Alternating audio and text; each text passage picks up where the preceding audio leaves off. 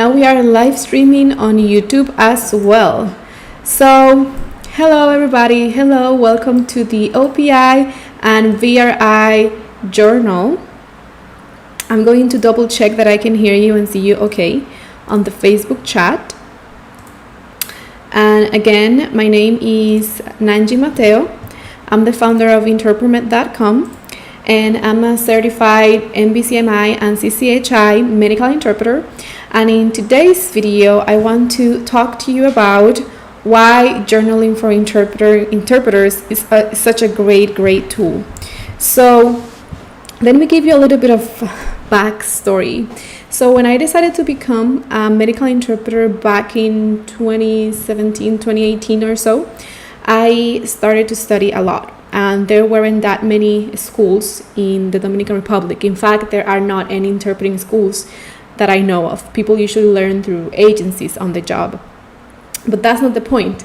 I started to practice a lot on my own. I became obsessed with finding practice materials. And eventually this obsession led me into creating Interpremet. But I did practice quite a lot for 4 hours every single day. And I will also journal. Like I've completed maybe 3 to 4 200 pages journals over the past few years, probably more. I'm pretty sure there are more. I cannot show them to you because I just threw them away. I thought as them as temporary stuff that was going to help me to become a better interpreter. And how exactly did it help me? Well, I was writing down everything that I knew that I needed to improve. And if I watched something from a lecture or from another interpreter, I will write it down and say, oh, this is a very good observation to become better at consecutive.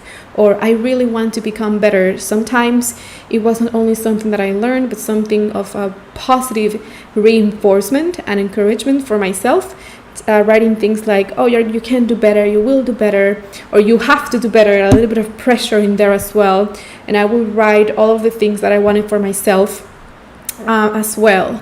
And actually, I have a pretty cool announcement to make, because I actually created a Kindle book.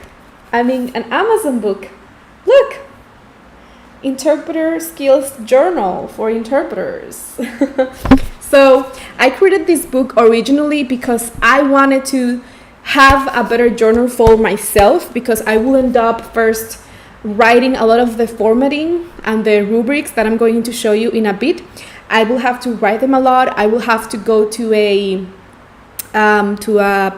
store and have and then I forgot this name, encuadernar in Spanish. I had to put the paper together and organize it, and I was like, it was too much work. So on Kindle, it was actually cheaper than doing it at home. So I decided to do it to create it there. Anyways, going back to our main topic. So this is the journal, and the journal starts. This is a bit different from the actual product, but I explain why I created this journal and then some skills. So the thing about the journals is that you are supposed to write down and grade yourself on a series of skills. So I don't know if you can see it here. On this template, you have active listening, articulation, segmentation, breathing. So I have all of these skills, and every time I will work after work or after consecutive interpretation or after practicing, I will grade myself on those rubrics from 0 to 10. And that way I will be able to keep track of my performance. And my goal every day is to increase that number to get a better grade. And this journal has been incredibly helpful. It has helped me save time, like actually making the journal and stapling paper and all that, and just ordering from Amazon. And also money is cheaper to get it from Amazon than doing it myself. And I have all of these preset templates, so I don't have to write these rubrics all the time to grade myself.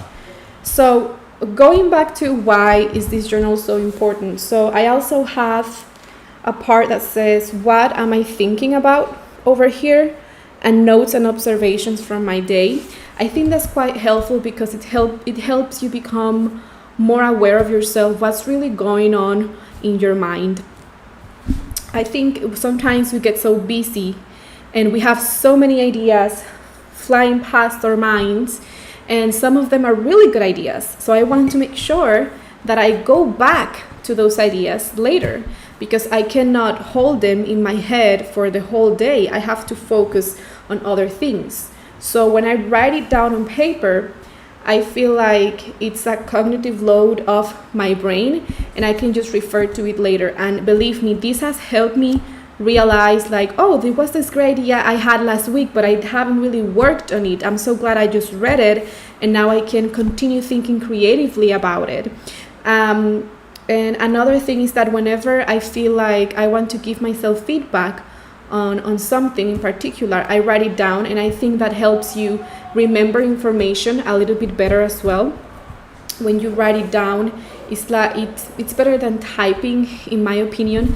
I actually tried to do this journal on a Google document, but it didn't feel quite the same. I just really like, whenever I'm writing really personal stuff, I like having my pen and my physical journal and writing things down. And another section here, which I think is the most important section, is the bottom part where it says, what did I do right? What will I do differently? Here it says, what did I do wrong? But I actually wanted to frame it in a more positive question, so I changed it in the final product. But it's what will I do better, and what can I do? What will I do differently? Excuse me. What did I do right? What will I do differently? And why can I do better tomorrow? So the goal is always improving a little bit every day on some area of interpretation. Whether that's tomorrow I'm going to have a better mood, I'm going to enjoy interpretation a little more, I'm going to study a little bit more consecutive, I'm going to study for 4 hours. So really it's just anything that you make of it. And so in these blank pages, I will write just paragraphs. Sometimes I will draw something.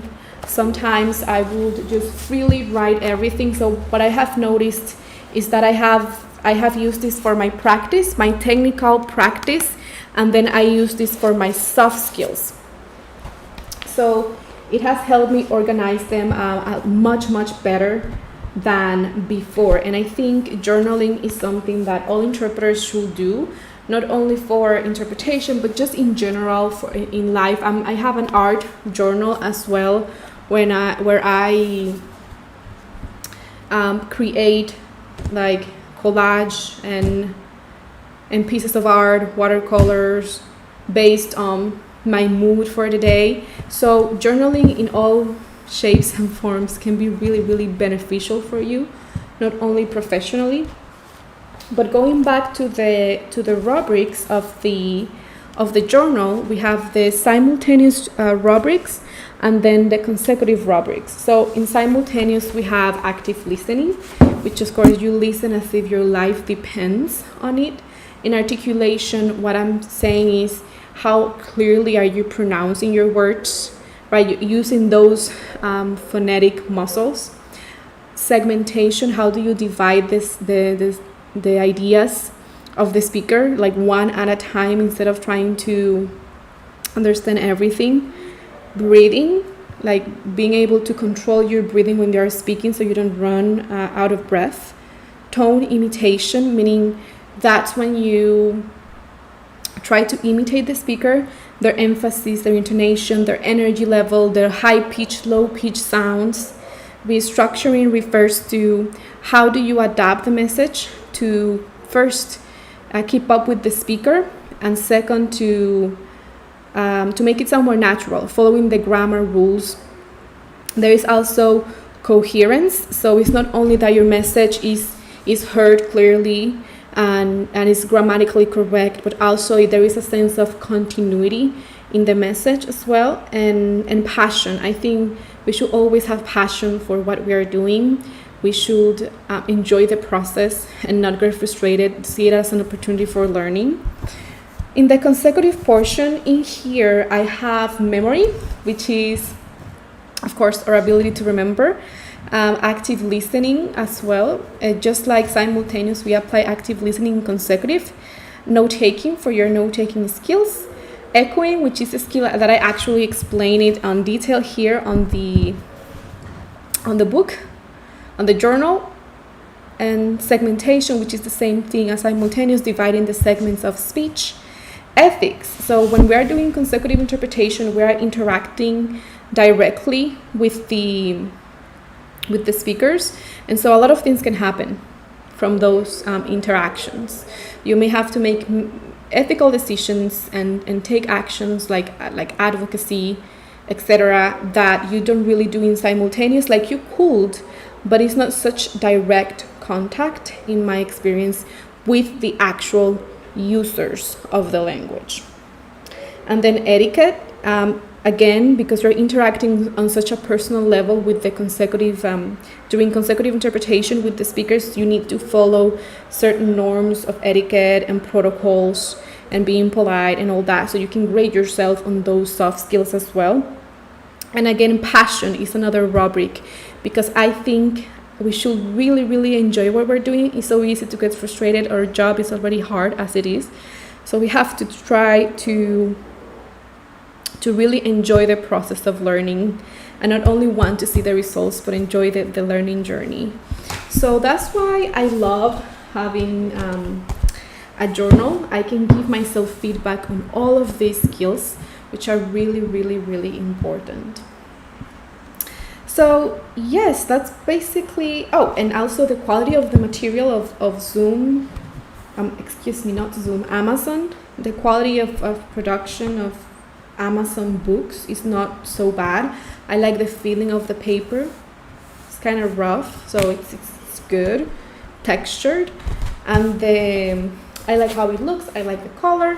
And the thing is that once I finish this journal, which is like 167 pages, which is a lot, I'm going to be able to save this journal, right? And then continue with a new one. Maybe I'll create a different color. And so that is like creating memories of what I went through at some point in time during my professional life. With interpretation, with teaching, with pretty much everything. It's just like a personal journal. So I hope you enjoyed that, and that's the reason why I like journaling. It makes things so much clearer in our brains. It helps us think better. It helps us set goals.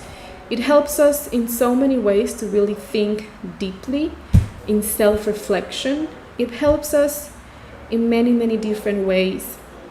So let me know what you think. Do you journal, or maybe do you use another type of resource? Maybe you debrief with a colleague, or maybe you write in a blog post, or what do you do to decompress everything that happens during the interpreting session, or to give yourself feedback on your interpreting skills? What tool do you use? Let me know in the chat. I'm waiting for the video to catch up with me, but also in the meantime, I'm going to send you that Amazon link where you can purchase this journal. It's like $15, and it has 167 pages, so it's going to last for a very, very long time. I'm using it like intensely because I'm a big fan of journaling. But 167 pages are a lot of paper. Okay.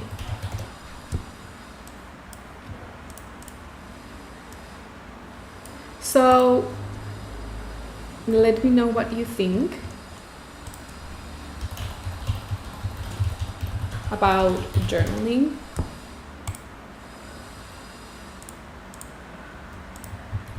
I'm going to send the link in the chat. Here it is. Well, if there are no more questions, then I'm going to end the live stream, but I really appreciate you watching this video, and feel free to leave a comment or let me know what you use for giving yourself feedback as an interpreter and setting goals, maybe another tool. And I hope you have a great day. Goodbye.